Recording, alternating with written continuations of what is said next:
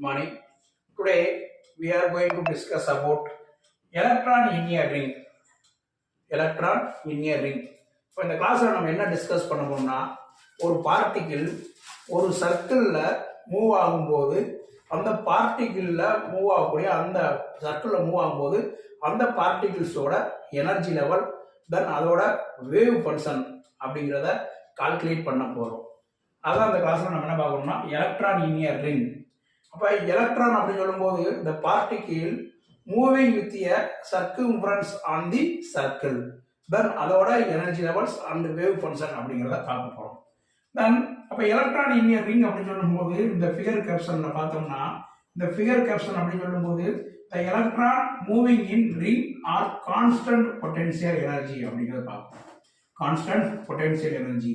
அப்போ இந்த சர்க்கிள்ல பார்ட்டிகிள்ஸ் வந்து மூவ் ஆகும்போது அந்த பார்ட்டிகிள்ஸோட பொட்டன்ஷியல் எனர்ஜி அப்படின்னு சொல்லும்போது ஜீரோ அப்படின்னு வச்சுக்கிறோம், ஆர் கான்ஸ்டன்ட்.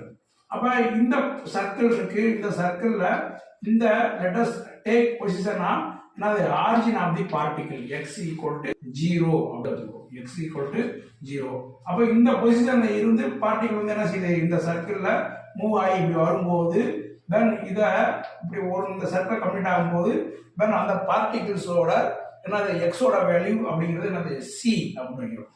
அப்போ சி அப்படின்னு சொல்லும்போது லென்த் ஆஃப் தி சர்க்கியூம்ஃபரன்ஸ் அப்படிங்கிறது பார்க்கணும். Length of the circumference. இப்போ இதில் பார்த்தோம்னா let an electron be restricted to move along a circular track on which V is constant. V means another potential is another constant.